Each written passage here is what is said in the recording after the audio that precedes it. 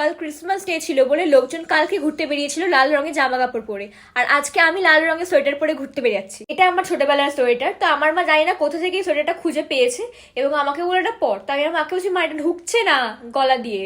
তো মা বললো কই বাত নেই। তো দেখো আমার মা এই সিস্টেম করে দিয়েছে, এরকম ভাবে কেটে এখন বলছে এখন দেখ পুরো মাথা দিয়ে ঢুকে যাবে সুন্দর করে। ভাই দেখে মনে হচ্ছে যেন কুকুর কামড়ে এরকম করে দিয়েছে। ভাই মেট্রোতে কি ভিড়, ওটা মেট্রো না অন্য কিছু? না আমাকে একটা কথা বলো, পার্ক স্ট্রিটে এমন কি আছে প্লিজ আমাকে একটু বলো, কারণ আমি আজ পর্যন্ত বাপের জন্মেও আমি মানে বাপের জন্মে কেন বাপের জন্মে নিজের জন্মে কোনো জন্মেতেই আমি এখনো অব্দি পার্ক স্ট্রিটে গিয়ে উঠতে পারলাম না। লোকজন ক্রিসমাস ডেতে তাদের বয়ফ্রেন্ডের সাথে, তাদের গার্লফ্রেন্ডের সাথে, তাদের বাবা মার সাথে বা তাদের বন্ধু বান্ধবের সাথে ঘুরে বেরিয়েছে, আর আমি ঘরে বসে ওয়ার্ক ফ্রম হোম করেছি। অ্যাকচুয়ালি আমি ভেবেছিলাম হয়তো বাড়িতেই আমি বসে কেক বানাবো, তো আমি কেকও বানিয়েছি, কিন্তু এটা কেক না ইট না পাথর আমি সেটাই বুঝতে পারছি না। তাও ভাই আমি কোথাও একটা বেরোচ্ছি, কিন্তু আমার এই ভাইয়ের কথাটা একবার ভাবো, সেটা ঘরের মধ্যেই থাকে, কোথাও যায় অবধি না।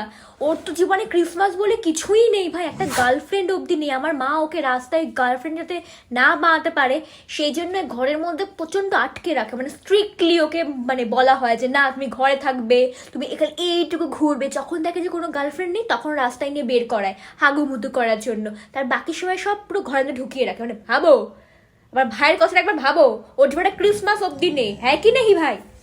তুই কিছু বল কিটো ভাই, ভাই প্রতিবাদ জানা। এই